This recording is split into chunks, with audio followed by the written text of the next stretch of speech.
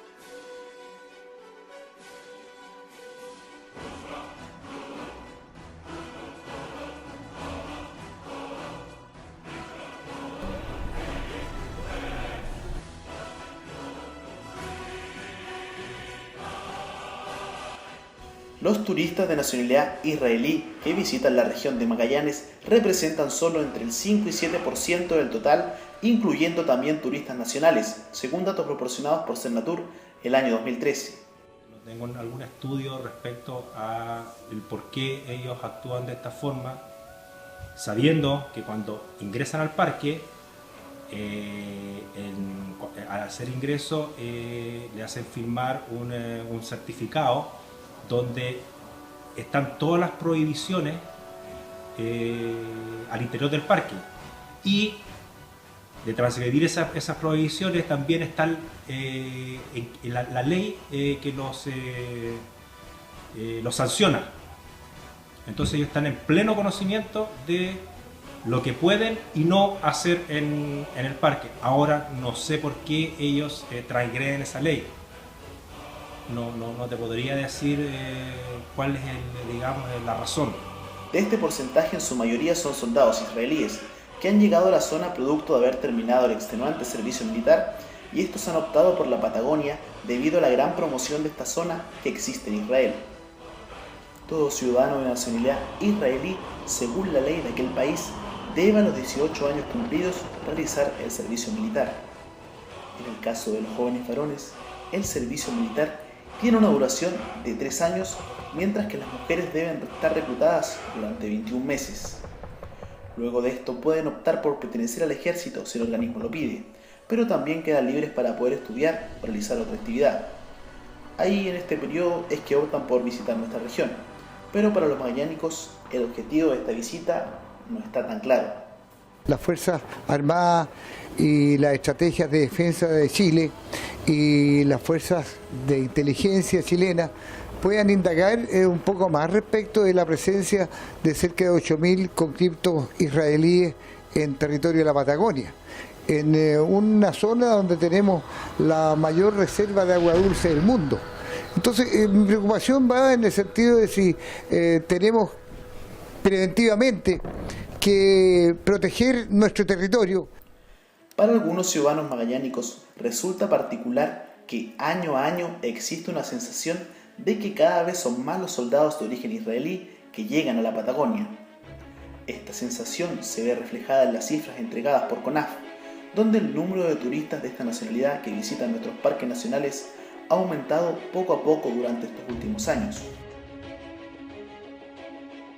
Producto de la desinformación y de los relatos que circulan en el boca a boca, los magallánicos han acusado a estos turistas a través de las redes sociales y periódicos online de estar realizando espionaje a la cartografía de la zona. Para ellos, una orden directa del gobierno de Israel que buscaría en un futuro no tan lejano asentarse en la Patagonia. Esta idea es concebida como el Plan Andinia, supuesto plan ideado por la inteligencia israelí en finales del siglo XIX, viendo a la Patagonia como evidente destino cuando sean expulsados de las tierras que hoy ocupan el territorio oriental. Si bien no existe comprobación de esta teoría, la idea no resulta tan descabellada, luego de que en la década de los 90 la presidencia argentina autorizara a más de 10.000 ciudadanos de origen judío establecerse en Calafate, ciudad que queda solo a 5 horas de Puerto Natales, permitiendo también que se crearan lazos comerciales con Israel. En esos años, así publicaba el diario Clarín de Argentina, uno de los más importantes del país trasandino.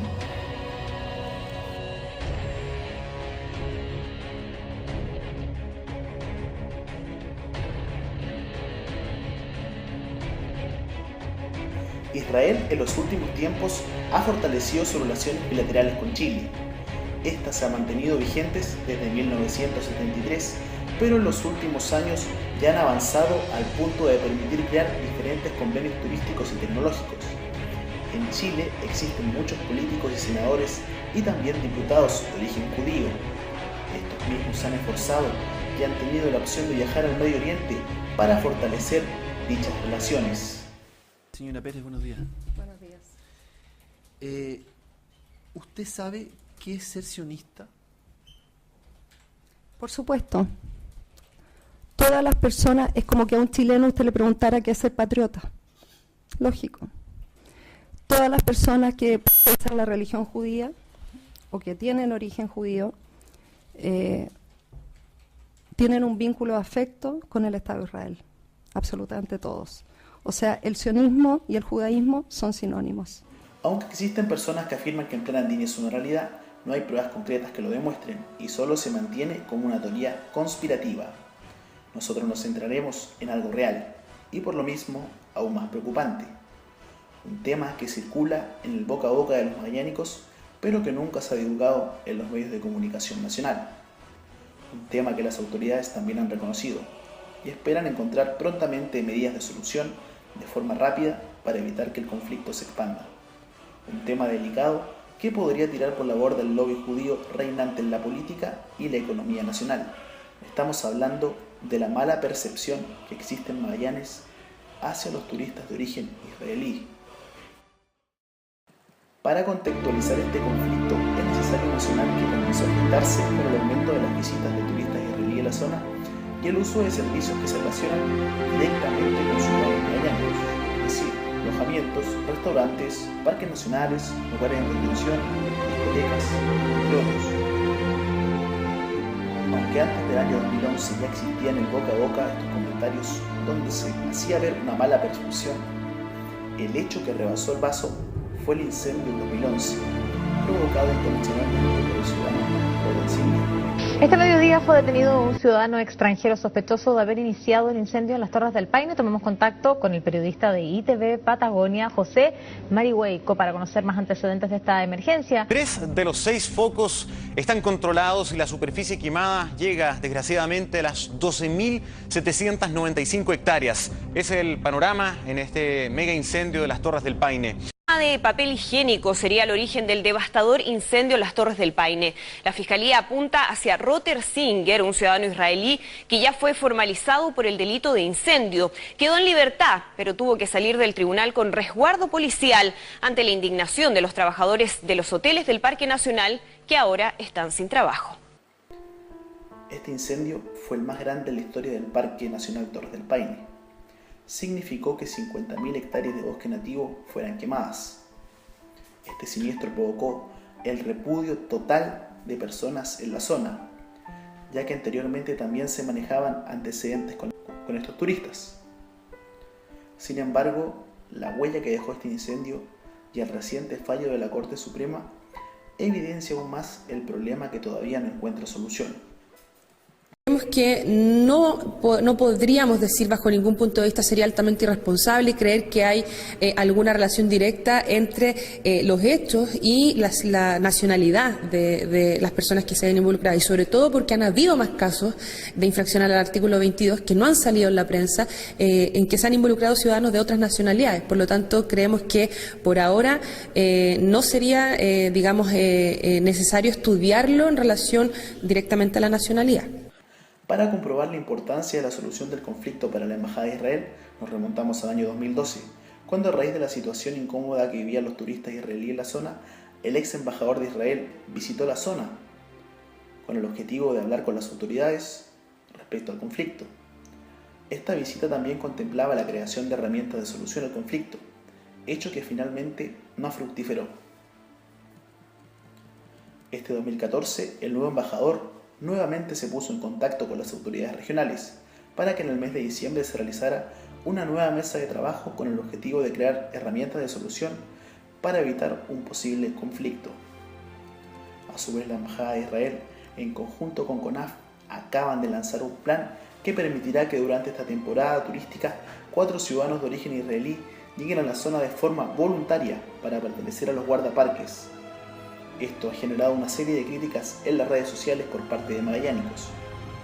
También este plan incluye un convenio turístico donde en Israel se mostrarán los principales atractivos de nuestro país, pero sobre todo el Parque Nacional Torres del Paine.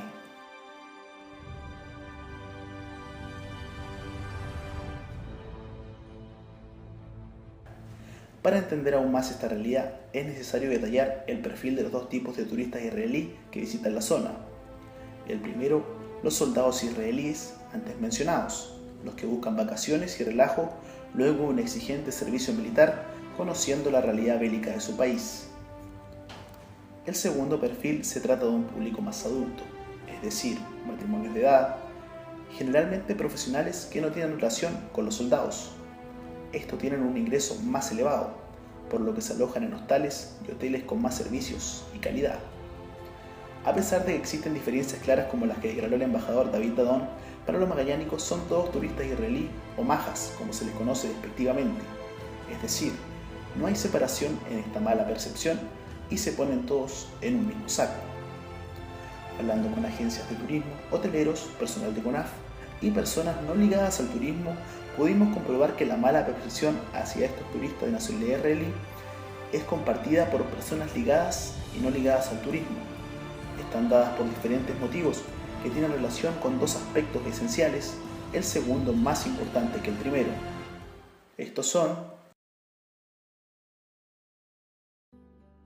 en lo económico y sobre todo en el sector turístico, los magallánicos detectan y aseguran que los turistas de nacionalidad israelí constantemente están intentando regatear los precios en los lugares que acuden.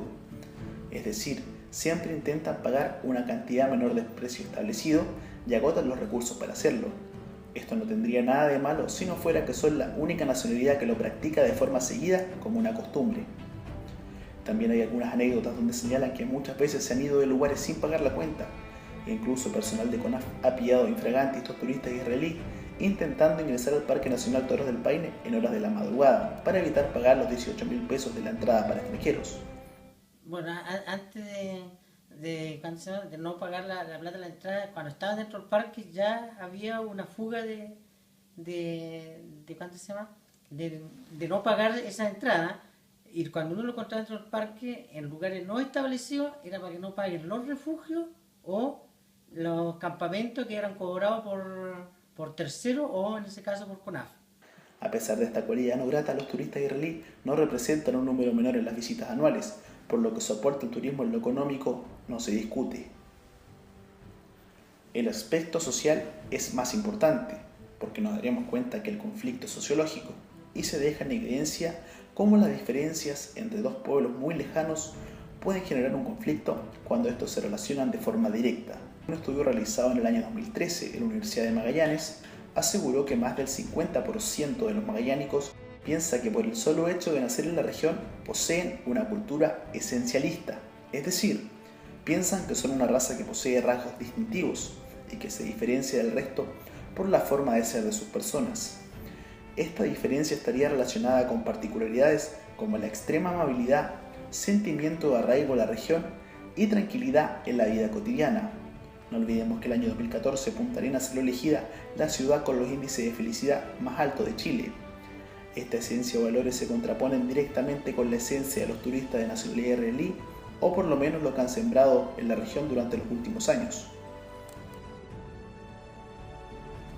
Aquí enseguida veremos las primeras diferencias, pues los ciudadanos magallánicos aseguran que turistas de nacionalidad israelí presentan poco respeto hacia las normas y entorno. Acusan una mala actitud y malos tratos de ellos hacia las personas de la región, donde resalta la poca educación para pedir las cosas, la poca tolerancia de escuchar y conversar, y finalmente la arrogancia que tendrían estos hacia los servicios que utilizan. Realmente es problema con los israelitas, ya que por lo menos nosotros ya tomamos la decisión de no permitirle el ingreso ya que estos no respetan las normas principales del hospedaje, como es de no fumar, secan sus ropas en las habitaciones o cerca de los calentadores, habiendo letreros que dicen que no se puede hacer. Y también siempre hay problemas con el asunto de los precios de las habitaciones, porque quieren más barato y se ponen a discutir por eso. Sí, en turismo se manejan mucho el tema de conflictos con dos nacionalidades, que son los chilenos y los pasajeros israelitas. ¿Alguna vez te ha tocado tener problemas con ellos directamente? Sí, con chilenos y con israelitas. El último caso de un pasajero israelita me escupió. ¿Te escupió? ¿Y qué hicieron? La determinación de gerencia en ese tiempo, en esa empresa que fue de la recepción de hotel, fue que por favor los pasajeros se retiraran. También el hermetismo que presentan en la región se contrapone con la movilidad y los lazos que el magallánico busca crear con los turistas extranjeros. A diferencia de otra nacionalidad, son muy cerrados y fríos. Incluso la mayoría de las veces se alojan en lugares donde solo se reciben turistas de su propia nacionalidad. La Casa del Juan y Residencial María José en Puerto Natales son lugares donde se alojan solo turistas de nacionalidad israelí. Se habla solo el idioma hebreo y sus dueños son una de las pocas personas de la región que manejan de manera perfecta este idioma. Lugares perfectos y adecuados, diseñados para estos soldados. Otro de los roces que los magallánicos han señalado que existe es la imposición de reglas por parte de los ciudadanos israelíes que intentan sobreponer en los lugares que frecuentan. Ha habido hoteleros que han tenido que lidiar con situaciones incómodas, como por ejemplo que usen su cocina sin autorización, o también los guardaparques que han tenido que advertir a estos turistas sobre el uso de las cocinillas, que está prohibido por ley.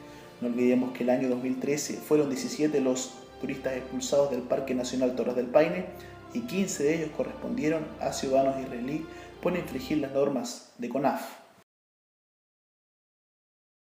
Viendo esta serie de antecedentes que ya conocimos, nos podemos dar cuenta que esta serie de actitudes sucesivas han hecho que la mala percepción sea un hecho consumado.